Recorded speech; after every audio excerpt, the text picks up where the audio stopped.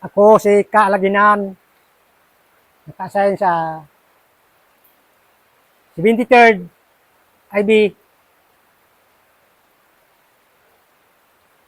Naka-awardan ako, Proud ako. proud ako na awardan Presidente Noynoy Aquino, Ano yung inaward sa'yo?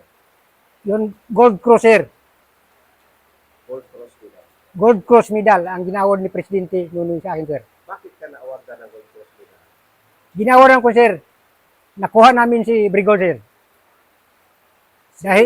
Dahil sa pag-encounter namin, sir. Matagal namin yan, sir. Hinahanap, sir. Ano si Commander Bigol? Saan siya nag-pinikilos? Sarangani, sir.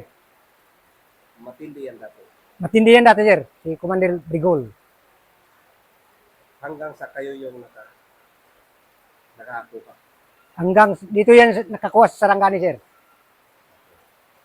Yun lang. Yun lang. Maraming salamat po, sir.